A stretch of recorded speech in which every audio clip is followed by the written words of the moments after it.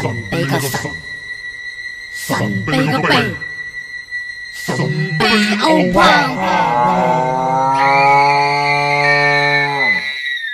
玻璃娃娃。一名攝影師日前喺哥斯達黎加嘅熱帶雨林入邊影到一隻罕見嘅玻璃娃娃。呢一隻玻璃娃娃身體呈透明狀，我哋可以透過佢嘅皮膚清楚睇到內臟。攝影師發現呢隻玻璃娃娃之後，將佢放咗喺一塊玻璃板上邊，從下至上對佢嘅腹部進行拍攝。照片顯示呢隻黃綠色嘅青蛙皮膚同埋肌肉幾乎完全透明，佢嘅內臟同埋骨骼都可以清晰可見。攝影師話：玻璃娃娃嘅體型細小兼且膚色隱蔽，因此我哋好難發現佢。據悉，呢種玻璃般透明嘅青蛙主要生活喺熱帶雨林同埋溪流沿岸。佢嘅體型細小而且纖細，體長通常只有2至3公分。神秘奧運。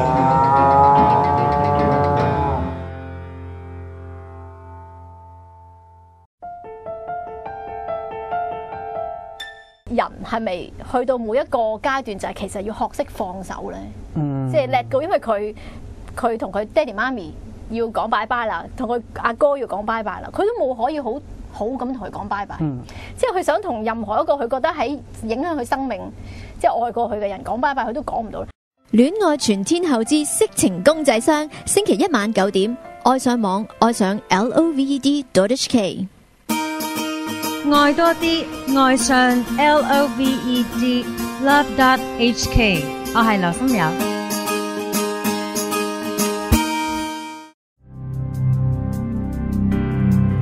愛世界，愛宇宙 ，G 大調阿 Ray 同你重新出發。歡迎收睇第11集重新出發。又係阿 G 大調同阿 Ray 咧，今日陪大家呢個重新出發咯。係啊。好啦，阿 G 大調不如介紹下我哋今日有邊一位嘉賓嚟？咁其實咧呢位嘉賓咧就係我以前咧我唯一打過工嘅一間公司嘅舊同事嚟噶。唯一打過工。我都話我嗰間公司係幾威啊！呢啲人嚟睇。我都話我嗰間公司係好 New Age 噶嘛。係。係啦，咁呢個就係其中一個同事啦。你係咩部門？我唔記得咗。Sales and Marketing 部門啦，都應該咁叫。佢叫 Ricky 啊。Hello，大家好。係啦，咁我哋今日咧會講水晶嘅，但係咧我哋就唔會講一啲係即係水晶功能嗰啲咯，即係例如粉晶攞嚟做乜啦，紫晶攞嚟做乜啦呢啲嘢，因為我覺得咧，即係水晶都咁多年咯，我覺得興咗，其實都已經好容易可以揾到呢一啲資訊咯，係咯，咁所以我哋今日會講啲唔同嘅嘢嘅，就例如呢個精工錶裡面嗰粒水晶啊嘛，同埋水晶錶面嗰啲嘢啊嘛，就唔講功能啦。可唔可以開翻波題講啲咩啊 ？OK， 一時唔記得咗啫嘛。好，我想問呢個係咩嚟嘅？點解你寫住心態嘅？水晶有啲咩心態？我有跌咪啦。心態啦，應該咁講，大家買水晶嘅時候，應該咁講啦。問翻你兩位先，有冇買水晶或者係用水晶嘅經驗？有㗎，而家冇，我超多㗎之前。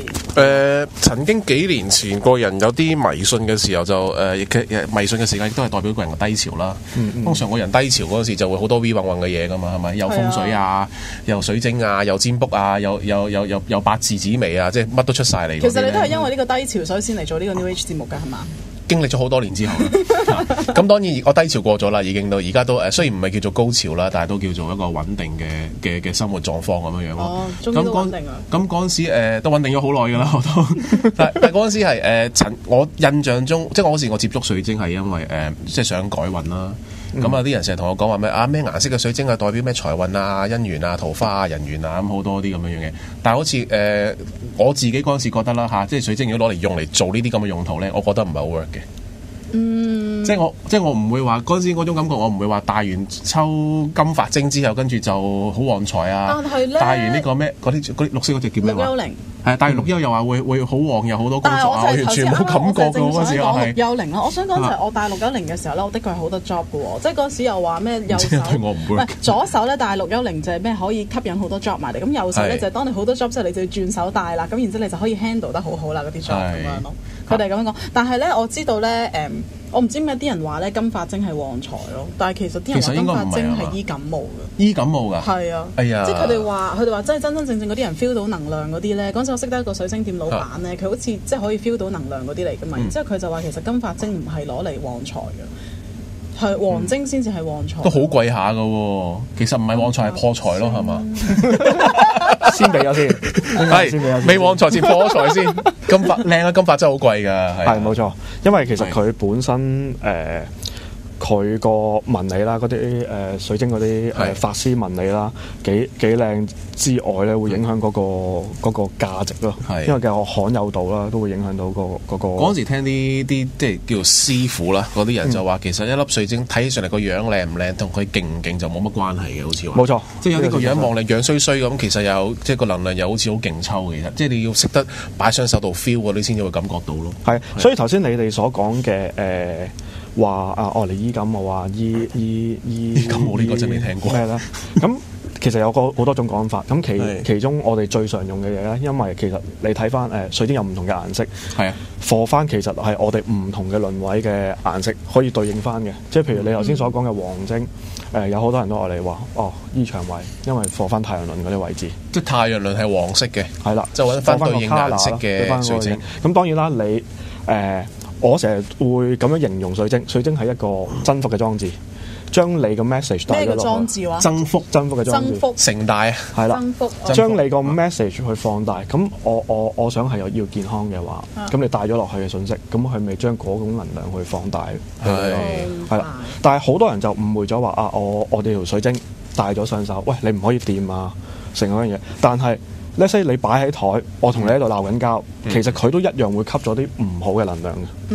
咁然之後人哋帶咗就吸到嗰啲鬧交嘅能量，然之後就更加繼續鬧交係嘛？係啦，其實所以點解會有負性嗰樣嘢出現咗咧？即係話好與唔好，還是係話究竟work 唔 work 咧？係。咁譬如你好似頭先所講啦，你幾年前你低潮去買水晶咁計啊，咁你點樣去揀水晶？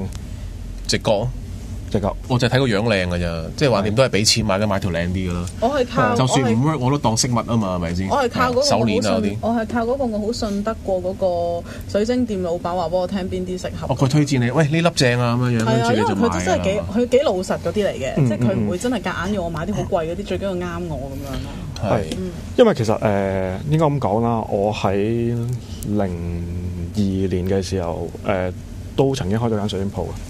嗰段店老闆嚟嘅，嗰段時間係最多人去尋求水晶嗰段年代，係02年啊，係啊，即係嗰陣時啱啱係水晶喺香港度開始流行嗰段時期，係啦，嗰段時間，好似同一時間又有啲塔羅嗰啲嘢，嗰個時期係啦，其實就連新帶打啦，咁其實塔羅啦，跟住甚至係上次你之前有個嘉賓講過嘅 Ricky 啦，靈氣嗰方面都係嗰段時間開始係香港俾一家人同一抽嘢嚟㗎嘛，係啦，同一抽嘢，其實應該咁講。本身係分開嘅嘢，但係好多就將佢炒埋一碟，喺一間水晶鋪嘅同時擁有。你冇嘅時候，咁你咪舒適啲咯，還是係點樣去做？我細個係你講，其實咪我想開始佢個話題啫嘛，只不過咁你講埋你細個先咯。我細個成日聽見 New Age 兩個字，我就以為係呢一啲嘢咯。即係我心目中以前細個嗰時覺得心目中嘅 New Age 就係啲 V 運運啊、水晶啊、塔羅啊、占卜啊、靈擺啊嗰扎嘢。的確其實水晶都算係 New Age 嘢啊。當我哋進步咗之後，就知道其實水晶嗰個真真正正嘅意義就唔在於呢啲工具嘅。係啊。咁你覺得應該點樣買水晶啊？即係你問完我哋一定係因為有係啦，因為嗱喺過往我接觸咁多客人啦嚟到去買水晶嘅時候咧，好多時就係話我要愛情。咁我咪買粒粉晶咯，買條粉晶鏈帶咯。我諗起啲笑話，我要錢，我要財，咁啊可能黃晶啊，即係我哋頭先所講，我要工作。咁但係我想講一樣嘢，即係好多時我覺得最靈驗嘅話係俾人最多 feedback 翻嚟咧係綠幽靈、黑曜石呢類。我咪就話我聽都係嗰陣時係咯。我聽好多 friend 都話大陸幽靈就好鬼忙。我都係㗎，真係一大陸幽靈係忙到啲。但係咁樣喎。亦好多翻嚟就係話係啊，帶到俾我好忙，但係唔 equal to 有多錢，係啦，唔係相等嘅，忙唔等於有錢㗎，啱喎，係喎，所以咧嗰陣時啲人咧就叫我要綠幽靈配合黃晶帶咯，冇錯，即係佢哋就同我講好出奇地咧，黃晶同埋綠幽靈咧嗰個能量又好配合到嘅喎，咁樣。即係旺 job 又要旺財咯，係啦，冇錯。我時聽人講話你做 sales 咪最好帶綠幽靈，因為係多勞多得㗎嘛，但係你做啲定薪工作，你帶綠幽靈係冇意思。係啊，即係你做下36唔做下36，但係你晚晚搞到 OT 到10點嗰啲咧 handle 得好啲。反而我覺得係如果話真係做 sales 好似我哋咁嘅話咧，做啲工作嘅話，應該係人員都要夾嘅。粉晶係啦，粉晶，因為粉晶就我成日覺得男仔戴粉晶好怪。如果男仔要用粉晶嘅話，咁應該點樣戴法會好睇啲嘅？我會建議唔用粉晶，可以用月亮石或者係大鏈咯。咁啊，你可以收咗喺入邊，唔吊嘴啊嘛？係啦，即係唔好咁揚。冇錯，即係唔好咁乸咯。我哋成日講個感覺係怪咯，粉紅色。因為其實依家咧好多時我都聽到有啲某啲節目講啦，話佢溝女，你見到個女仔係戴緊條粉晶嘅，就埋去啄佢啦，埋去啄佢，係啦，因為佢佢戴得粉晶即係好 desperate 噶啦嘛，係咪先？係啦，成日都聽到，即係佢 looking for 呢樣嘢，佢先會戴啲咁樣樣嘅叮叮噔噔嗰啲咁樣樣嘅嘢。係。咁所以其實我想講就係話有好多人去到間水晶鋪度，其實佢係話我想要人緣，要財。咁但係反映可能我哋睇到實際嘅，佢要嘅嘢唔係呢樣嘢嘅嘢，佢點解會導致到佢需要佢缺乏咗愛啊，或者缺乏咗感情生活呢樣嘢？未至於一定係佢講緊係佢個人緣唔好啊，成啊，可能係佢情緒出現問題喎。咁可能係你脾氣唔好，咁你太陽輪唔開，咁其實你應該你揾翻配合嗰方面輪位嘅水晶會適合你啲。咁你通咗嗰個輪嘅時候，你自然，因為其實我哋成日講緊就係話情緒會影響好多嘅問題出現咗噶嘛。咁反而內在就係話，你除咗情緒毛病，咁實際出現咗有其他有 side effect 出現噶嘛。即係譬如話你身體有啲，譬如話胃痛啊、頭痛啊。眼毛病啊，咁其實好多時就係愣到去呢啲咁嘅情況。係啊，即係好多，即係話其實咧，如果啲人走行去一間水晶店同你講話我要愛情之後就揀粉晶咧，其實呢個係一啲其實個成效可能會減咗咯，因為因為根本就唔係嗰一樣嘢咯，即係成日都會係我哋嘅信念其實係影響咗我哋出邊嘅嘢，但係佢就揾一啲係即係水晶攞嚟即係嗰啲叫咩啊？即係補足你嗰一樣嘢咧，但係又唔係嗰樣嘢喎。其實就等於睇醫生啫嘛，有陣時唔係話頭痛醫頭，腳痛醫腳嘅。你頭痛可能有第二啲 cause 噶嘛，係咪？咁你係醫翻好個 cause，唔係醫個頭痛個 symptom 本身噶嘛。即係水晶，我諗呢個道理，阿 Ricky 講嘅嘢都一樣咯。即係你愛情冇或者人緣唔好，唔代表就係話你一定要紫色或者粉紅色嘅。即係有陣時係你要揾出你個輪位邊度出咗問題，你嘅性格上邊度出咗問題，然後就揾翻啲對應嘅嘢嚟到去幫嗰件事咯。即係好似咁係咪點啊？即係唔用水晶啦，係嘛？唔係話唔用嘅，我覺得可以走啦，拜拜。嗱咁樣講啦，我依家唔係去賣水晶嘅，即係我就覺得一樣嘢就話帶俾翻個正念嘅信息咯，即係水晶唔係萬能，即係等於你話你同我講話你要偏財，你帶咗條水晶，帶咗黃水晶去求財嘅嘢，喂，有冇啲等於會乜嘢咧？其實冇嘅。其實 New Age 算唔算係一個不勞而獲嘅思想啊？New Age 算唔算係一個不勞而獲嘅思想？少勞多得。我啲朋友講係少勞多得，但係你唔好諗住不勞而獲咯，每日冇都有一嚿錢跌落嚟咯。應該咁講，即係袁靚靚講過啫嘛，你中六合彩都要落街買㗎，係咪先？係啊，啱啊，你都要擺低10蚊買條。冇錯，嗰個都係少勞咯，叫做係啦。因為其實好似依家啲人成日講緊話我買咗條水晶，我要做啲乜嘢去得到啲乜嘢？我覺得個思想上有少少似我哋成日 New Age 講嘅話思想創造實相。其實你有個信念喺度，你要放落去，你投影放落去。咁其實如果你個信念夠強嘅話，你係唔需要一定要有水晶呢樣嘢。係呢個我都覺得係。明白。係，其實我冇戴水晶好耐㗎啦。我都冇戴好耐。其實我都冇。不過我覺得就係話水晶真係靚，事實上唔同嘅。即係當為一個裝飾品。我屋企嗰紮咧想送俾人啊，有冇人想接收？送啊！我其實唔好靚㗎，我嗰時買嗰啲。如果唔要嗰粒水晶咁應該點？我而家就擺咗個盒裏邊。有人同我講話你回歸翻大自然。我要埋咗啊嘛，泥土嗰度埋咗佢啊嘛，有啲話可以掟落大海度都得噶嘛。其實可以嘅，因為都係天然嘅石頭嚟啫嘛。回歸大自然咁。即係好似我依家面前呢個喺邊度啊？佢咧咁唔知去到邊，係冇人幫我哋 zoom 本來我哋可以我哋人手咯，睇人手你拎過去。好啦，你可以繼續講嘢。係啊。嗱 zoom 咗啦，歐風喎。翻嚟好靚咯，其實呢個我比較中意嘅水晶。咁當呢個紫晶山 B B 嘅，可唔可以 zoom 㗎？我冇得 zoom。OK，就咁我哋繼續啦，係我哋順其自然㗎嘛 ，New Age 嘅人係。OK，繼續。呢個係我比較中意嘅一個你當係一個水晶族咁樣去形容佢啦。咁其實點解會特別在於咧？你見到其實佢一條柱裏邊咧仲生緊嘅，係啊！我就係想問咯。其實頭先我有一個疑問啊，咪住先。係，請講。我想問咧，佢喺呢度咧，佢一條裏邊都仲有啲細細粒啦。呢個好特別啊！呢個係啦，咁成碌仙人掌咁樣。呢一個唔係噶嘛，好滑噶嘛。喂，其實佢係咪咧剃晒佢嗰啲，跟住變成咁啊？點解話？唔係剃嘅喎。呢個比較呢個本身天然係咁嘅，係天然咁樣嘅。呢個係特別啲。其實咧應該咁講，佢呢個本身咧，佢係白晶底嚟嘅，咁同個紫晶共生咗一齊。咁但係咧生咗出嚟共生水晶。如果睇翻書介紹呢個咁樣講啦，佢哋個學名叫翻做仙人掌水晶嘅。仙人掌水晶，其實你睇翻個形狀，就係似仙人掌係啊，係啦，所以特別在於係呢個。咁我其實我唔捨得賣嘅呢個，我一條。其實仲有一個係白晶底黃晶面嘅。咁其實似你見到有黃晶洞啦，黃晶洞嗰啲有面頭面有啲好似深淺黃，跟住帶啲深啡黃色咁樣。紫黃都我會見過。係啦。咁其實紫黃個形狀就佢仲突出啲嘅，不過嗰個就真係賣咗啦。咁我就 keep 住咗呢個，呢個死都唔捨得賣。你同我有緣啊！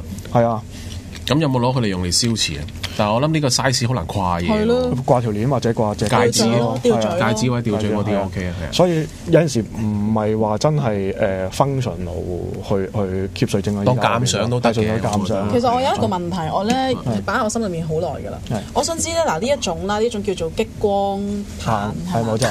其實我想問咧，啲激光棒咧，咁我知道咧就唔可以咧，即係唔可以揸住啲激光棒咁樣對住人咁樣畫嘅。冇錯，因為會畫花人嘅氣場嘅。其實咁畫花咗嗰個人嘅氣場，嗰個人會點啊？我想問。應該咁講啦，氣場其實係一個我哋最外層嘅保護啊嘛。其實如果你劃開咗嘅，即係等於你諗下你皮膚劃開咗，其實有個傷口喺度，你會容易感染，係會受傷害。咁但係氣場上嘅感染係代表啲咩咧？係咩？情緒啊，定係啲乜嘢啊？嗱咁樣講啦，譬如如果我哋玩 energy 嘅人有陣時，我諗相信大家都會試過就係話隔離有個病人喺度，當搭車巴士啦，不斷咁喺隔離咳，你會覺得好辛苦。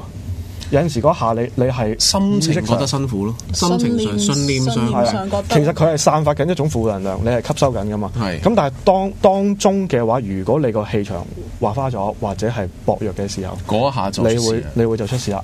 你就會容易感染，或者甚至乎係話你個負面嘅息怒，你會帶俾你可能你有種即時就係話我頭痛，我 connect 到佢好嚴重嘅唔舒服嘅喺你。即係你嘅氣場好似冇掩雞籠咁樣樣，就其他出面啲能量就自出自入啦。咁如果你好憎嗰個人咧，你可以咧對住佢咯，咁樣話佢係咯，咁樣嘅話，咁我想問咁樣係咪？但係會招嚟一啲唔好嘅因果咯？我諗係啊，真係其實你同打人冇分別嘅呢樣嘢，我覺得係。我哋成日講個宗旨啊嘛，我哋個信念問題啊嘛。當你起咗唔好嘅信念嘅時候，就等於翻你本身你自己個信念係負面嘅，啱啊，一定吸納係唔好嘅嘢。啱嚇，即係等於我成日話自己，我打開荷包冇錢，我想揾幾多錢都冇用，因為你自己個信念已經話俾自己係冇錢。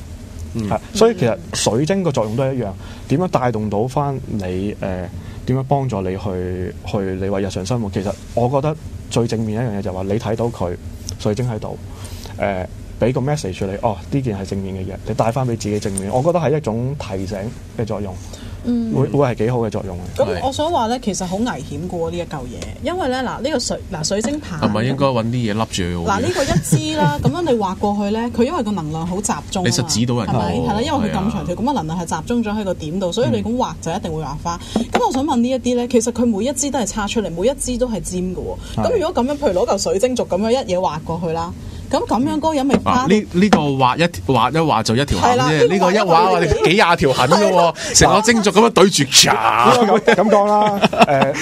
一來呢件事就好少會真係會攞住嚿嘢去咁樣做啦。二來其實基本上我哋成日講話 laser 啦 ，laser 其實會容易少少嘅原因就係話佢有對焦點，其實你已經係同埋個大碌啊，係啊。但係有啲細碌嘅都唔得㗎，細碌都唔可以攞嚟畫㗎。唔可以咁。因為其實我哋譬如做治療都係啦，咁會有陣時有啲做 healing 嘅話，愛嚟會喺人身上愛嚟做啲清除負能量嘅嘢，甚至乎係話從地方啊做或者你做打坐嘅時候，我哋做結界會用水晶會幫手。結界，觀眾識唔識聽結界呢啲字眼？其實唔使諗到咁複雜嘅一件事，即係等於你將個氣場會固定咗去愛嚟做一個protect自己嘅時候，但係當人哋圍個 fans 咁樣係啦，冇錯，因為我哋成日講緊係我哋靜坐嘅時候係好容易俾你入侵嘅。係嘅咩？唔係點解靜坐嘅時候會咁？我每晚打坐嘅時候，咁我越打越衰咯，會唔會啊？我覺得呢個都係信念嚟嘅，係啊，我自己乜都係信念，唔使講啦，乜都係信念嚟。冇錯。我自己從來都唔驚嘅，我就算喺嗰啲好陰森恐怖地方，我都可以打坐入定嘅，唔怕㗎。因為有啲宗教界人士就話你唔好喺嗰啲氣場唔乾淨地方嚟做靜坐或者做冥想，因為容易會有啲咩邪魔外道啊，或者唔好嘅啲 spirits 咧，佢會入侵你裏邊嗰啲咁樣樣噶嘛。既然乜都係信念，我哋已經唔需要水晶啦。Vicky你可以走。我成日覺得係你唔驚嗰樣嘢就冇事咯，即係呢個係我個信念咯，純粹係。咁所以呢一集其實係 for 一啲即係好信水晶嘅人聽㗎，係嘛？水晶其實都係一種信念系統嚟㗎，我覺得應該話呢個宇宙嘅所有嘢，包括我哋工作啊、愛情啊、健康，所有都係信念系統去咩㗎嘛？即係譬如我覺得呢樣嘢，你信佢 work， 佢就一定係 work 嘅。同樣地睇醫生一樣啫嘛。如果你唔信嗰個醫生醫到你嘅話咧，佢就算佢好叻都好，都未必醫得好你嘅，因為你內在會有抗拒嗰樣嘢。係咯。喂，我想問咧，我聽講咧話水晶係咪可以攞嚟做 channeling 㗎？係，水晶可以通靈係，係啦，即係我哋第9集講過嗰個係啦。應該咁講啦，水晶本身有部分嘅水晶係我哋叫通靈水晶。喂，點解通靈啊？係咪好似一個水晶球咧？跟住話呢個世界最靚嗰個係邊個嗰啲嘢？應該咁講啦。以前佢哋成日教話咧，譬如水晶柱咁計啦，有部分嘅水晶柱咧有個特別嘅記型嘅。咁會嗰方面嘅水晶柱咧，就可以我哋做一個我哋叫做通靈水晶啦，做 channeling 啦。咁佢點樣劃分嘅咧？特別嘅水晶柱係啦，好似呢個咁啦。假設佢係一條水晶柱咁計啦，佢零零舍舍會喺兩邊三角中間會多咗個三角形嘅。即係睇佢個切面係點樣樣。係啦，咁當然啦，佢越係天然嘅，唔係人工加工嘅切面咧，就會係好啲咯。咁我哋所講話 channel 其實或者通靈啦，唔好咁直接就其實好多時我哋會係話透過水晶會觀看翻我哋成日講嘅過去、現在、將來嘅嘢。過去、現在、將來點觀看啊？佢真係會有個望住碌柱，又睇到你嘅過去、現在、將來，得唔得㗎？應該唔係咁講，應該係透過佢我哋做一個靜心嘅時候。一切嘅謎底已經解開啦！即係其實係要捧住佢嚟到做冥想，做靜心。咁然之後容易啲進入呢個 channeling 嘅狀態。有幾種做法嘅，有啲就會擺水晶球咁望住水晶球，跟住個水晶球裏面嗰啲影像飄出嚟，好似有個熒光幕咁樣樣咧，projector 神奇啊嘛，係啊，projector投射出嚟咁樣樣，喺埲牆度見到咁樣樣。咁就唔同嘅。嗰個肯定唔係水晶球，係啦。水晶球嗰啲咧係可能係你掂落去咧就會有啲子彈出嚟嗰啲咧，嗰啲子彈出嚟，電子嘢嚟㗎嗰啲係要拆火牛㗎喎，冇錯。啱啱早排先玩完，幫個客做完啲咁嘅嘢。咁其實譬如呢啲通靈啦，咁我哋會係做翻，即係好似你之前有啲嘉賓都講過話係做 channel 嗰樣嘢啦。其實都同類型嘅嘢嘅，咁不過就係話佢要用到個器具去水晶係幫助容易啲去做。即係好似如果你第9集嗰個嘉賓咧 Yvonne 老師咁勁咧，即係佢本身已經好有嗰個能力，其實佢根本唔需要用水晶咁樣咯。係啊，冇錯。其實個過程都近似啊，你基本上都係要拋空咗個人去放鬆，俾翻個 message 你帶動俾你。咦？你咪有睇我哋第9集啊？有。係啦，因為佢用拋空呢個字，我知佢有。因為 Yvonne 話佢拋空咗一陣間。唔係，其實大家啲字眼都好似嘅。但你講開用，我覺得你一定有睇啦。我覺得響得呢個圈裏面嗰啲朋友嘅用啲 terminology 係啊，其實你知唔知我成日都覺得 New Age 裏面咧嗰啲感恩啊、愛啊、光啊呢啲字係好靚嘅，但係冇辦法唔用喎。因為你諗唔到第二個更加適合嘅字眼。係啊，冇更加適合嘅字，其實我覺得超老土啊，講真。但係我唔知應該點樣解釋啊。你對啲字眼有啲歧視？冇歧視咯。我又唔覺得感恩呢字老土喎。可能你慣咗喺呢個 New Age 圈子裏邊啊。其實你即係你覺得啲字好靚。你接觸下出邊啲人咧，聽到感恩啊，我就係聽見感恩兩個字，啲人成日都話好 Christian 咯。係啊，即係覺得，但係其實我覺得感恩呢個字唔係話即係完全 exclusively 係 Christian 先用得。好宗教啊嘛，我感覺佛教徒都用㗎啦。感恩其實唔係宗教字眼嚟，有啲好中性嘅 term 嚟。呢個係一個詞語嚟嘅，中國嘅一個詞語嚟嘅啫。咁其實我哋 New Age 嘅人其實應該成日都要係做感恩呢樣嘢添。係，你今日做咗未？感恩？其實我冇做好耐啦。佢好耐冇感恩啦，已經。係點啊？咁繼續。嗱，翻返嚟先。咁通常頭先所講啦，話通靈水晶啦，咁樣做法咧，我哋靜心啦，其實有幾種唔同嘅方法會幫手。有啲係透過我哋成日講緊嘅第三眼啦個位置啦去做啦，甚至乎係話我哋頭先話靜心啦。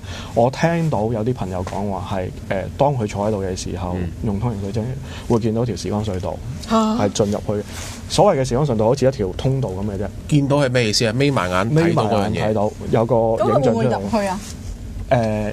會入去，咁就會有係咯。咁其實帶動到佢去入唔入去。咁你用個思想去主宰佢咯。件事你進入去嘅時候，佢就睇到啲畫面出現咗，係一個 picture。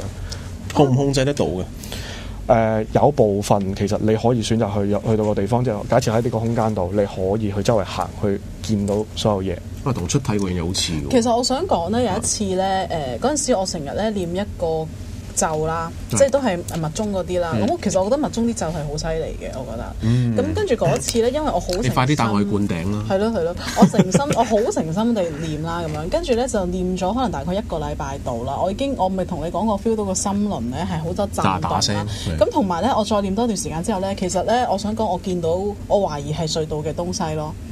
佢係一個黑色好似黑洞咁嘅嘢嘅，就好細粒嘅啫，係打側咁樣嘅，係啦咁樣嘅打側。你見到喺邊度見到啊？即係你喺我心眼裏面見到？唔係啊，即係喺你前面見到？係啊。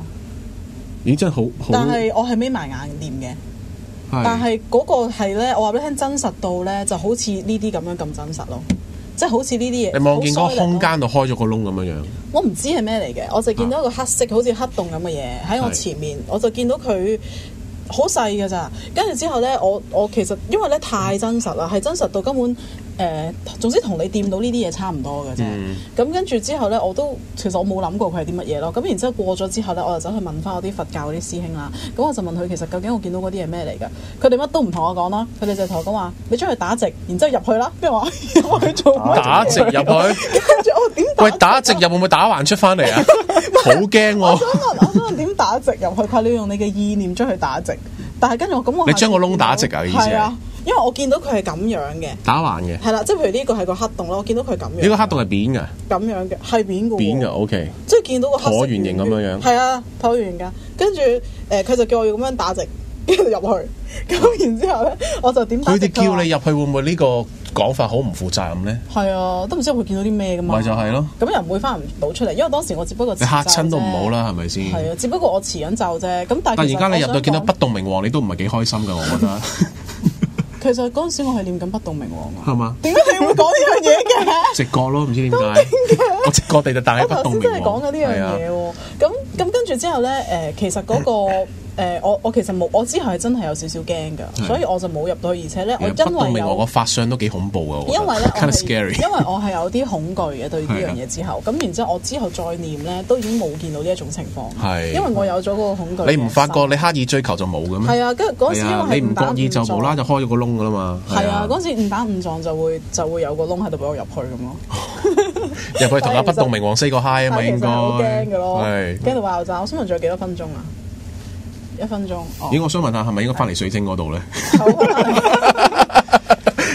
係點咧？繼續啊！咁不過我都唔係太建議大家去真係去追求你想睇嘅過去未來嘅嘢，其實冇意思嘅。因為一切都係當下。冇錯，係啊，係。因為有陣時你太過追求，你未必一定睇得到。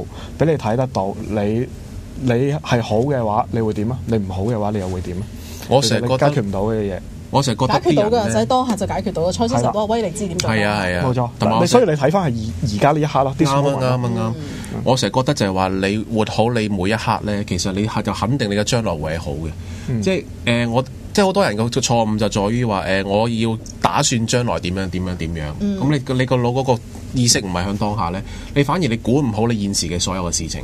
你估唔好現時嘅事情呢，其實你嘅將來又會係因為咁而受到啲唔好嘅影響。所以其實我哋成日都話嘅，你將來嘅嘢唔使諗，過去嘅更加唔好諗啦，係咪先？過咗去啦嘛，活在當下呢，就前面每一步都會係跟住會好嘅。好啦，咁我哋下次翻嚟再繼續啦。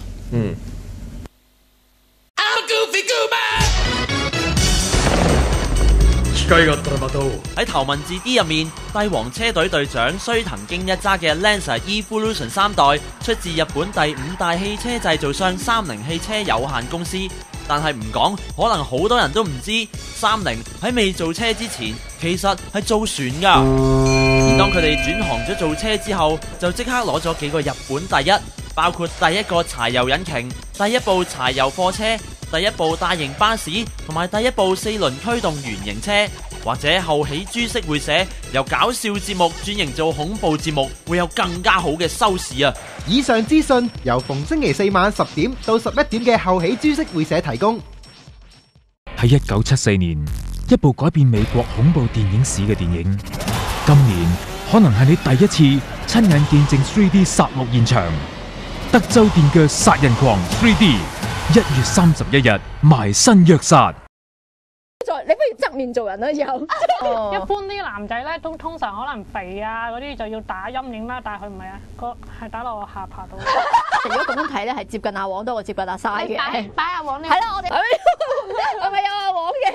係咪有阿黃嘅方法啊？喂，堅係有啲似喎，你唔好再，你不如側面做人啦，以後。戀愛全天候之美人計，逢星期4晚9點，愛上網，愛上 LOVED.HK。愛世界，愛宇宙 ，G 大調阿 Ray 同你重新出發。好，翻嚟第2節啦。喂，我想講咧有一樣嘢咧，我想講翻啦，就係咧第8集嘅時候咧，個 Eddie 咧咪同我哋玩 Ricky 嘅，咁佢咪 feel 我個能量嘅，咁咧其實咧佢 feel 到咧我嘅能量咧，我有6寸啦，咁當日咧你嘅狀態比較差，就得4寸啦，瞓咗2個鐘嘛，嗰個係個厚度嚟嘅，係啦，咁有一樣我想問咗先，咁咧呢一個咧，如果一畫咧係咪一嘢可以畫穿啊？水晶？嗱，睇每支水晶柱唔同啦，有機會去投射個長度，甚至乎嗰個人去投放嘅念有幾多，其實會影響到嗰支水晶。即係如果佢突然間出個念好強嘅話，支水晶其實會帶動到佢個氣會更加長。我想問咧嗱，因為好似譬如咧，我哋嗰集嘅嘉賓啦，佢嘅氣場咧係已經修練到有成12寸厚嘅，咁會唔會其實佢咧俾佢自己嘅保護都好多，所以冇咁容易俾人畫花到㗎？你都可以咁講，咁又視乎翻我哋除咗講個厚度之外啦，仲有個密度嘅個 density。係密度同厚度有乜分別？係啦，嗱，你厚度就係話應該咁講啦，我哋個氣球你脹咗，其實佢個膠膜嚟噶嘛，個脹咗之後，裏邊其實空心嘅。係啦，咁我哋成日話氣呢樣嘢，譬如我依家提個氣出嚟呢個球體咁計先，咁你可以係一個空心嘅波。又可以一個實心嘅波，咁只外乎就係話我哋嘅氣場其實係裏邊係會充滿氣嘅，唔係淨係得個表面個薄膜。即係嗰樣嘢係好實淨定係好泡咯？係啦，即係有陣時可以，即係你食嚿叉燒包，個叉燒包嗰個包嗰個都可以有啲好實，有啲好泡㗎嘛，好鬆。即係我哋成日聽到啲氣功師傅就係話，我用氣去治療，投放嘅氣出嚟去做治療。有啲就話我排放個氣，有陣時你會感覺到有個壓力，又或者係氣勢，其實佢個氣係膨脹咗。咁所以你會感覺到佢係膨脹咗啫，但係佢個密度都係得咁多，係咪啊？佢只不過係膨脹咗，即係闊咗啊！我見到啦，應該咁講啦，我哋感覺到有陣時就係話啲人去膨脹嘅時候，有啲你去到軟嘅時候，其實係會弱咗嘅。咁即係其實係佢會薄弱咗咯。即係個麵包皮你發得夠鬆咁就係咯，係啊，發得厚咗但就鬆咗咁。冇錯，咁其實我哋未必一定要去投放到太大，我哋其實適當嘅厚度。咁但係其實個密度緊要啲咯，因為其實好老實講，我同你接觸，氣場與氣韌啊嘛，場接觸，嗰樣嘢密度高就韌咯，強韌啊嘛。咁但係我哋平時講緊我哋啲修行啦，即係好似打坐啊或者玩 Reiki 嗰啲師傅啦，其實佢哋嗰啲人咧，究竟佢哋練緊嘅係密度定係厚度啊？咁你點樣可以分到？又密又厚。真係㗎，又韌又厚，要有密。嗱，其實應該咁講啦，我哋唔係話集中強練個氣場有幾多，即係其實呢個觀點其實有錯，我哋唔係修練個氣場，我哋修練個人啊嘛，究竟其實係修心，係啦，修心啊，養性。其實你講緊呢樣嘢，其實好多坊間有啲書咧，其實都介紹過，即係譬如點樣活用個氣嘅。咁但係我當然我又唔係好建議用啦。活用個氣係咩意思？例如就係話，譬如我做銷售嘅工作咁計啦，我要去銷售你嘅時候，我喺我身上投放個粉紅光俾你，我用嗰樣嘢包住你。咦，係咪都係用意念去諗？係啦，冇錯。其實好多時都係用 visualize，我有個粉紅嘅光去包住你咁樣樣。係啊，冇錯。會唔會好奸詐咧？咁樣做？唔會啊。我試過啦，道德上有冇問題啊？你覺得？真係我教嘅咩？係啊，你教我㗎。我試過啦，嗰陣真係對我好咗喎，我覺得。係咩？真係可以用個，即係我哋係。我試過咋。喂，你教下我呢個有冇 step one step two 㗎？係咯。等我包下想包嗰個先啊嘛。想包又用錢嘅啫，嗰啲係冇錯啦。但係你想包嗰個咧，你講緊你 X 啊，你唔可以咁嘅喎，過去咗又得佢過去嘅喎。咁包啲新噶嘛，口段資源啊，而家包啲新噶嘛，係咯，即係下次遇到個幾好嘅 potential 嗰啲，我點樣去？我用啲咩去包住？係咪用錢去包佢會比較直接啲咧？嗰樣嘢你可以揾個偏大啲嘅銀紙咁樣，偏大啲銀紙 wrap 住佢。冇錢又用氣啦，係嘛？咁你都係用氣咯。用氣又有氣又有錢係最好啦，係咪先？我覺得會改善到啲關係嘅，即係你話啊，純粹係咪一定可以絕對係話改變到個人思想咧？因為個牽涉到其他人嘅 mindset 有幾大。嗱，呢樣嘢開始有啲 V 混混啦，話我想再 V 混混一啲啊，橫掂都係。假設嗱，頭先你講嘅譬如你銷售係有人企喺你前面，你可以想象你有個光環或者有個氣場包住佢啦。嗰個人唔響你眼前，就包唔包到咧？因為我哋成日講話，其實冇地理上距離噶嘛呢啲嘢。嗰個人唔喺我眼前㗎，當時。即係其實我哋有個意念搬上去，我前面跟住包佢㗎，佢教我㗎。好勁啊！呢招我今日又學到啲嘢啦。講真嗰段，我因為唔係好記得啦。我記性太好啦。咁會唔會係用唔同顏色嘅光去包佢，有唔同嘅效果？嗱，應該咁講啦，本身色光有唔同嘅用法嘅。係咯。其實我哋學，譬如講緊色光、粉紅光咧，其實係一種柔和、一種愛嘅光線嚟嘅。粉紅光係愛嗰個人。即係我聽講就話喺外國有啲，譬如監獄嗰方面咧，當有啲暴動嘅時候，就會照啲粉紅燈落去。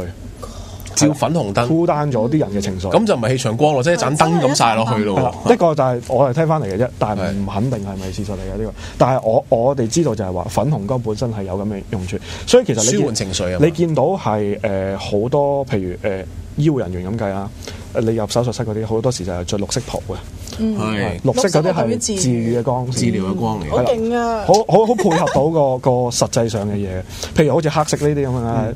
一個人嘅慾念會好強啊！如果中意黑色嘅，係想咩都有。唔係，我純粹想瘦啲嘅啫。呢個係你個人嘅原因。嗱，你都係有個慾望喺度啊嘛，啱啱先？啱。其實想吸納啲嘢。我想講你講呢樣嘢啱嘅。我係幾中意黑色嘅東西啊，衫啊，我部 iPhone 又係黑色啊，我件褸又係黑色啊，着嗰啲又係黑色。我又唔係話純粹因為想瘦，但係啱你講嗰樣，可能心理當然都想瘦啦。呢個唔係 primary 嗰樣嘢。我覺得黑色係靚嘅。係。我覺得唔靚，我最憎就係黑色噶啦。咁就佢講嘅嘢就唔 apply 到喺你嗰度咯，但可能 apply 到喺我度心態上嗰樣嘢。你啱啱咪話咧，可能係個慾念比較大，所以咩都有嘅。係，其實我係喎，我覺得你講得啱喎呢樣嘢。我貪心嘅喎，我係。人即係我要修行嘅，即係我要修行，因為天生比較貪心嘅人。因為嗱喺翻我哋嘅角度嚟計，我哋當慾念太強嘅時候咧，我哋係追求嘢啊嘛。其實追求嘢嘅時候，好攰啊！個信念其實係負面嘅。係啊。因為我哋冇啊嘛，因為我哋你有個缺乏嘅感覺，你先會追嗰樣嘢。冇錯，所以變相就話我哋越追嘅時候，越可能冇喎。即係等於我唔見咗一樣嘢嘅時候，我揾嘅屋企都揾唔到。但係當我放鬆嘅時候咧，就會走翻出嚟。呢個我哋第二集，第一咩？第一啊！我信你，你記性比我好。冇錯。咁我哋成日都係講緊呢樣嘢，其實我哋太過放喺眼前嘅執着上邊。係。但係我哋冇去圍繞到就係話，我哋將所有嘢放低。執念。其實我想講呢樣嘢好難拿捏㗎，即係尤其是係啲 beginner 咧，即係初學 New Age 嘅時候，好多人咧點解會接觸 New Age 就係因為佢想得到佢想嘅嘢咯。即係得到佢想要嘅嘢，想心想事成啊嘛。然後你話俾佢聽咧，學 New Age 就係要放低啊、放開啊、私語啊、豁達啊嗰啲咧，跟住對於嗰啲初抱住目的嚟到去揾 New Age 嘅人嚟講咧，嗰樣佢覺得突然間好 pull off 嘅。乜咁㗎？原來 New Age 即係我係因為想要得到啲嘢，我先嚟學 New Age 嘅喎。而家你話俾我聽，咦，我要放低啊！你知唔知啊？有人同我講啊，咦，你講 New Age 節目啊，喂，好啊，正，可以聽下啲陰謀論嘅嘢。我話嚇，我哋唔係講陰謀，我哋唔係講陰謀。我想話 New Age 其實好廣闊嘅，其實係。我成日覺得 New Age 如果用一句説話去 sum up 咧，就係話其實講緊係教懂人哋點樣去愛咯。係啊，係咪好老土？有啲人好抗拒呢個字眼，係咪好老土啊？好抗拒個愛字係嘛？唔係，係 New Age 個 New Age 個字眼，聽到就覺得好似係有 V 運好邪門嘅嘢嗰樣嘢，但係其實唔係，基本上又冇宗教背景，又冇成，尤其是又講到話，譬如類似成日講緊我哋話吸引力法則呢樣嘢。係。當我成日覺得係呢樣嘢係好好用嘅嘢。係嚇，我哋個信念嚟嘅。但係當同人講嘅時候，有啲人就話：喂，咁點解我夠想有錢啦？點解冇錢？我夠想得到啲乜嘢啦？點解會佢哋唔了解嗰樣嘢㗎嘛？係啊，咁我睇嗰本書咧就講解呢樣嘢，其實佢講得幾好。邊本書啊？書名唔記得咗呢個。吸引力法則乜乜乜嘅咁係咪紫色嗰本啊？係啊，我俾佢哋叫吸引力法則啊，就咁吸引力法則。佢講到解釋翻呢樣嘢，譬如我想好有錢，但係當我落街買麵包嘅時候，原來我得閒攞得10蚊嘅時候，哇！你講一下個情緒去到邊度啊？冇嘢㗎，我而家都開始唔帶 cash 出街㗎啦。帶八達通㗎嘛？八達通 Visa EPS OK 㗎啦嘛，係咪先？仲有人帶 cash 㗎嘛而家？依家回歸翻我哋祖國嗰啲咧，係俾現金咁出嚟買嘢。哇！祖國嗰啲真係好煩，佢嗰啲豆領嗰啲銀紙咧，1蚊啊5毫啲銀紙喺便利店度找俾你嗰啲一紮梅菜咁，你都唔知你都唔知要唔要好嗰樣嘢。錢嚟喎，但係咯。所以會係你打開嗰下個負面情緒，其實係放大咗，因為人好得意嘅，多謝嘅嘢或者係感恩嘅嘢，永遠唔夠我嚟嘅負面情緒大。係啊，嗰陣時咧，我成日咧，我啲即係佛教嗰啲師兄都係咁同我講嘅。佢話：如果你諗咗一個負面嘅嘢咧，我諗咧你起碼都要練翻唔知幾多次嗰個，先彌補得翻嗰個缺失係嘛？先彌補翻到咯，係啊。即係等於因為永遠負面都會大過正面咯。都係呢個係我哋 challenge 嚟，就好似頭先阿 Ricky 講，我望見銀包裡面，你用嗰個 expression 係得翻10蚊，定係仲有10蚊？咁嗰個你 focus 嗰樣嘢呢個好咩啊？即係話其實咧，有時我記得以前咧又係話有一杯水擺喺度得半杯嘅，你覺得半杯空定半杯空係？但係人永遠係諗咗負面嗰方面先㗎嘛，好多時。所以就要修行咯。係啊，冇錯。修行咗嘅時候，你會覺得我仲感恩，我有杯水，仲有半杯水可以飲。同埋吸引力法則會話俾我哋聽咧，如果我哋感恩，我哋仲有10蚊，我哋仲會之後會有好多個10蚊都會嚟㗎嘛。係啊，吸引力法則咧話俾你聽咧，如果你有10蚊就捐咗嗰10蚊。其實係㗎，佢話你要施予你所有嘅嘢。係啦，但係佢話你施予嘅時候咧，你要好好把握嗰個感覺，就係要付出愛啦。付出愛去施予。如果你可以就咁，其實我好唔想嘅，我俾你啦，我都係為咗自己得到更加。咁嗰樣嘢你掟出去嘅嘢就負面，你就浪費咗呢10蚊啦。所以我早前睇完本Magic 啦，中文叫魔法啦，一本書。魔法係力量同埋阿秘密啲 friend 嚟嘅。係啦，一個 series 咁樣。咁其實佢就幾好嘅，佢有一個練習係教人點樣去運用呢個吸引力法則。咁佢有28日嘅功課，咁我完成咗啦，啱啱做。完成咗啦，你28日咁就過咗1個月啦。咁啊，完成咗1個月。咁 so far 咧，早前咁我同我媽咪有少少拗撬嘅嘢啦。咁因為我同佢哋而家分開咗住，咁啊冇一齊住咁啊。咁佢去咗旅行都冇理我啊。咁啱啱做到嗰日咧，就係做你去感恩某啲人物係你覺得係對唔住佢啊，或者係有啲係大家關係唔好嘅，修補嘅關係嘅。咁我做完嗰1日之後，嗰晚我媽咪喺旅行當中係夜晚打個電話俾我。咁係直頭係大家個關係係即係當冇事咗啊件事。即係其實你修好咗你自己嘅內心，其實對方就會有反應㗎啦。係啊。咁因為其實雙向㗎嘛，其實你感情嘅付出唔係永遠係單人哋係感覺得到你。最神奇就係話咧，對方見唔到你都好，佢都收到嗰樣嘢㗎。係啊，冇錯。咁一體㗎嘛，我哋係。所以咧，其實佢幾好。在於就係話佢會帶動到你每日你都係無時無刻要係一個佢成日講啦感恩啦、愛啦、thank you 呢樣嘢。你做得多，其實我自己會有個習慣就係話，我跟住去做完之後咧，我不其然自己會笑會開心嘅個人。個思想其實會正面咗嘅。同埋係咪你會習慣咗咧？咁之後對住所有嘅嘢咧，都會識得感恩。係會，呢個事實嚟嘅。當你習慣咗個模式之後，你無時無刻去做呢樣嘢，即係你嘅正面嘅能量，你會強咗。咁你發放負能量嘅機會就會低咗咯。咁其實係一件幾好嘅運用嚟嘅。咁其實當中咧，有可能會中意像一樣嘢就係話譬如吸引錢啊、事業啊方面。我覺得都有好嘅回報，咁當中佢有講緊係話魔法支票，message check 啦，魔法支票，秘密都有㗎，有教到呢樣嘢。係啊，秘密有另外一個 check 添㗎，我冇記錯。係啊，宇宙支票。教下啲觀眾點樣做呢件事咧？咁我諗緊啦，即係如果我單講話你做魔法支票，就不如你成本書跟住去做啦，所有 step 去做，因為你未去到嗰個過程，你齋挑一樣嘢去追求嘅時候，其實背後有好多其他 steps 去 support 嘅，冇錯。背後都有好多信念，因為佢唔係一開頭就教你適當嘅情緒 support。係啦，一開頭唔係教你淨係話揾錢翻嚟，去教你點樣去發放愛先。你持續咗呢樣嘢，你先得到嘅嘢你容易係啦，因為你唔係話去掃除障礙，你係去感恩嗰樣嘢。即係其實好簡單一樣嘢，我攞10蚊出嚟我用嘅時候，你會唔會你多謝呢10蚊可以帶俾你換你嘅嘢咧？你有冇感覺？定係你會覺得，哇，又少咗10蚊啦？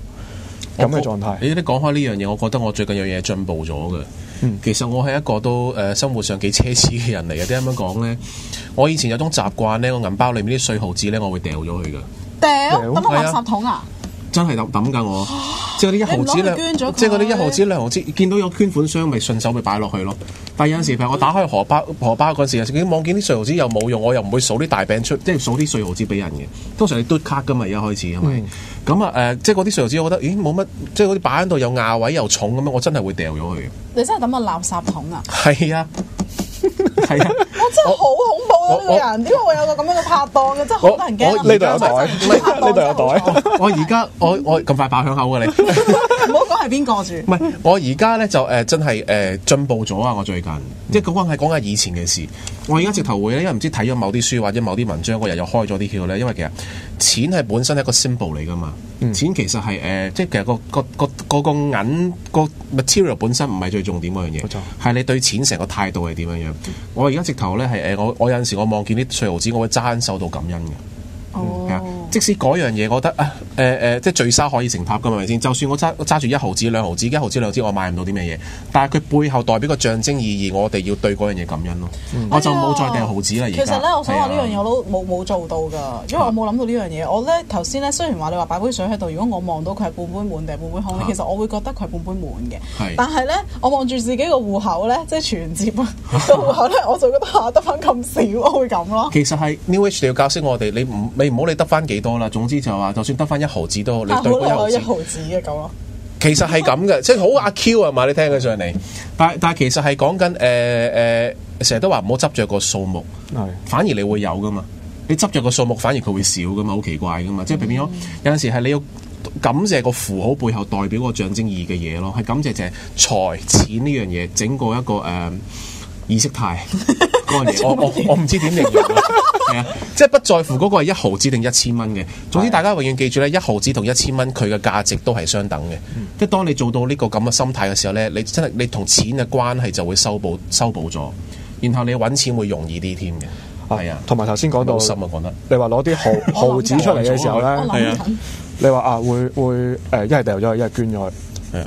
你捐嗰個出發點咧，其實好大影響嘅。我捐個出發點唔係諗住捐嘢㗎，我係諗住 get rid of。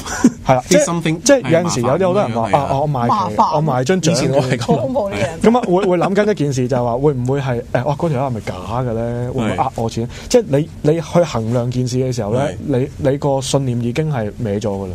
即係有批判心，有批判心，冇錯。咁你基本上好簡單就係話我純粹係我想幫人嘅，咁你個信念就自然好，你個人咪開心咯。啱啊！我去計算所有嘢嘅時候，所有嘢咪變咗係負面咯。係啊，即係其實我哋成日都講話同一個動作，在乎唔係在乎個動作本身，而個動作背後嘅動機嗰樣嘢係最重要。係即係同樣你捐錢係為咗沽名釣譽，為咗一啲嘅虛榮嘅理由啊，定係你真心想去幫一個人呢？咁個翻嚟嘅回報都係唔一樣嘅。係，所以好似我哋話玩水晶咁樣計，你想水晶幫到你，究竟你對佢愛有幾多啊？甚至乎係啊，你有幾愛你個水晶咧？係啊，你係你計算佢，喂，究竟佢幫唔幫到我咧？講個笑話，嗰陣係我哋成日講緊係黑曜石，黑曜石，我咪話好勁啊！除咗呢個綠幽靈之外，另外一個最容易啲人覺得有反應嘅就係黑曜石嘅。其實黑曜石有兩種嘅。有啲咧，你會見到有隻眼喺上面，係啊，會通透。有隻眼嗰啲咪勁啲啊？嗱，應該咁講啦，有眼通咗前後嗰啲咧，就通常啲人話我哋做辟邪嘅，我哋擋煞啊。有啲師傅叫人唔好做呢樣嘢添嘅。係啊，咁因為造業嘅。你試過話有啲唔好意思抄咗少，試過話有啲人咧，即係有用呢個黑曜球咧，即係吸咗啲 spirit 裏邊，話個 spirit 放唔翻出嚟咧，跟住佢永不超生。佢話呢樣嘢其實造業嘅。嚇！真係會永不超生嘅咩？某啲道教嘅信念咯。我覺得其實都係信念嘅嘢，即係佢嗰個係佢自己個靈魂嘅選擇咯。佢選擇混咗喺裏邊。係咯，佢自己揀嘅喎。係啊，係繼續啊。就係變恐怖在線。咁咧冇錯，我哋唔係太容易諗到。所以我都唔想講嗰啲嘢嗱，講翻咁有啲冇眼嗰啲啦。咁通常我哋話愛嚟做排病氣啊、剩啊嗰啲人。我發現咗好多人就係戴咗黑曜石之後咧，個排毒功能係強咗嘅。短時間內咧係去廁所嘅程度係多，成日屙，係啦，清咗。尤其是早段嗰段就，我睇過好多，我賣出去嘅時候有好多翻嚟講翻話係真係去得嘅，尤其是頭嗰幾日帶住去真係一日可能3-4次。咁點解之後你想講咩？會唔會有副作用嗰啲啊？唔會副作用，但係你因為有陣時有好多時就係話我講俾你聽有咁嘅功能嘅時候。你個信念就係話，你相信佢有咁嘅能力，係啦，帶動到件事，你就會證明。但係有好多時啲人就嚟到咧，就第一時間就話老闆，我呢條水晶鏈究竟真定假㗎？你已經係有過去計算件事嘅時候，已經係 negative 啦。係啦，冇錯，佢俾唔到你，究竟係你帶動俾佢，定係你唔中意佢？其實咧，我以前聽過一個古仔信任好緊要。係啊，我以前聽過一個古仔啊，就係話咧有個婆婆咧，佢買咗一個假嘅水晶球啊，咁就佢唔知道係假嘅，當時佢以為係真嘅，咁跟住咧佢就即係日求夜求咁樣啦，當正佢係真嘅，因為佢真係以為真噶嘛，咁跟住結果咧佢啲願望啦，即係全部都實現晒嘅喎，又係信念創造實相啊呢啲啊，跟住咧到咧之後有個人咧同佢講話，其實你嗰個水晶係假嘅，咁樣之後咧，跟住佢就病咗啦。然之後係啦，佢就好呢個佢個信念咩入侵咗？係啦，即係其實有時唔係話嗰個係咪一嚿水晶？其實係工具嚟嘅啫，我覺得係你個心念係最緊要嘅，係啊。其實甚至乎有時我覺得 Reiki 都係一個工具咯，冇錯，一個無形嘅工具啫，只不過係萬事萬物都係你個信念去主宰嘅，但係人好得意嘅，中意眼前見到嘅嘢，實在嘅東西，冇錯。因為我哋生活喺呢一個眼前見到嘅世界嘛。但係好多時候係虛無嘅嘢主宰，我哋內在嘅世界其實係主宰外在嘅世界噶嘛。我哋內心嘅嘢其實影響到我哋日常生活嘅嘢。你內心負面嘅人，你出嚟，你個人係好 negative 嘅，係啊。咁咪變相就係話，如果你裏邊嘅嘢你散發咗嘅人，我交朋友都想過開心啲啦。個朋友我唔中意一個黑埋口面對住我嘅人啦，啱唔啱先？即係你揀個女朋友嘅時候，你第一眼你想包佢啊嘛，你都睇咗佢外在嘅嘢先啊嘛。先包得落㗎嘛，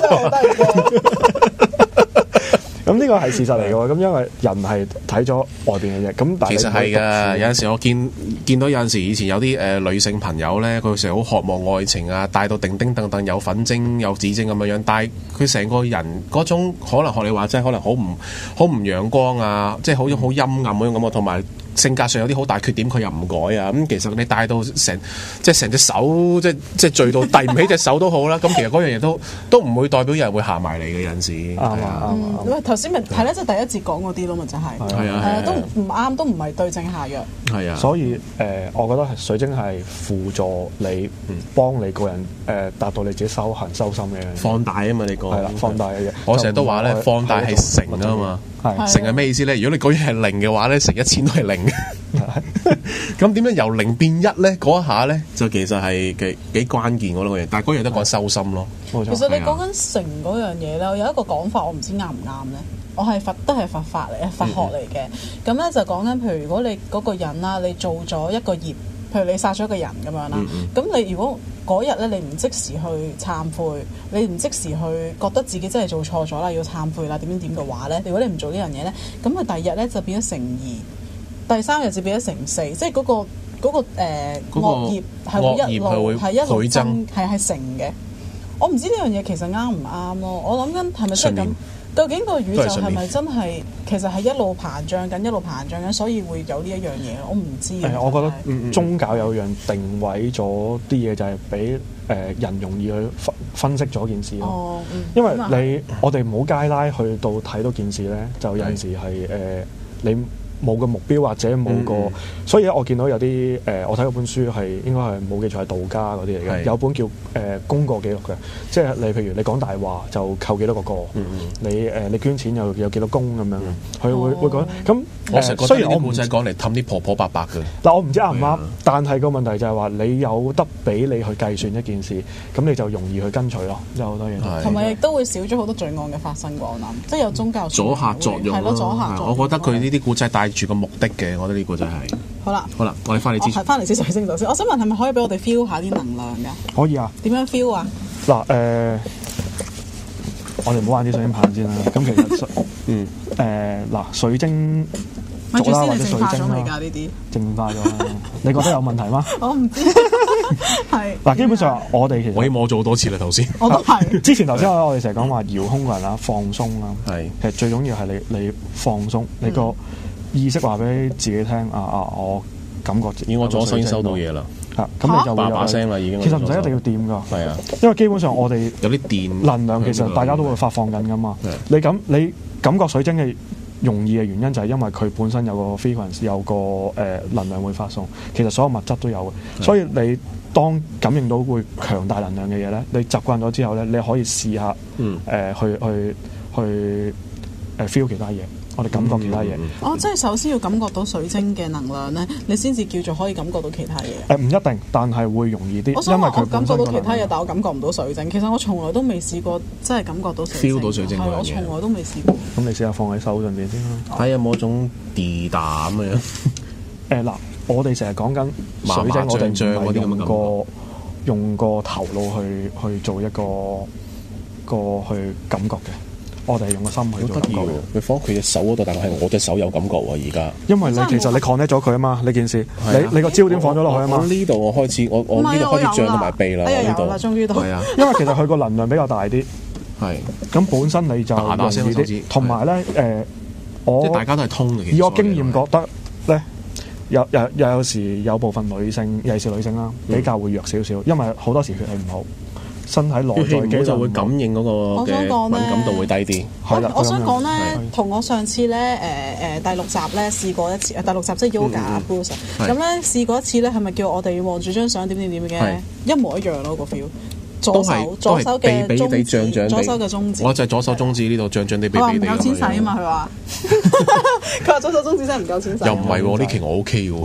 可能腸胃唔好啦。我追到哇！我喺今集追到咧咩啊？我感受到呢個水晶嘅能量，我從來都未試過。呢個係我一世人咧第一次感受呢個水晶嘅能量。嗱，應該咁講啦，成日介紹人哋就話水晶要放鬆去做感覺啦。有好多人就話我冇一揸起上手冇。感覺唔到，因為水晶帶動俾你或者能量帶動俾你咧，唔係一定係好激烈、好澎湃嘅感覺嚟嘅。有好多時係又話溫度可能微暖，有咗氣流喺度。即係每個人嘅感覺都唔同。係啦，或者係凍啦、冷熱啦，視乎翻個水晶帶動俾你啦。有啲係直頭會係麻麻地鼻。咁如果譬如咁講啦，我拿住個白晶、黃晶。或者係610咁計啊，基本上咧，如果你坐喺度靜心嘅時候，當你手部 feel 到嘅時候咧，應該你個輪位係會有感應嘅。哦，即係嗰隻顏色嘅水晶會即刻喺經理嘅手嗰度對應翻你身體上面某個輪位。係啦，冇錯，個對應輪位。係啦，尤其是譬如你話黃晶會針對翻太陽輪嗰個位，你會覺得特別係會澎湃啲。以前咪聽過啲師傅話教我，因為我不嬲腸胃唔係好好嗰啲人嚟噶嘛，佢話教我揸黃晶嚟打坐咯。係啊，會啊，腸胃唔好，跟住或者擺翻落，甚至乎有啲係將嗰件事係會黃晶揾啲吊墜或貼喺度咯。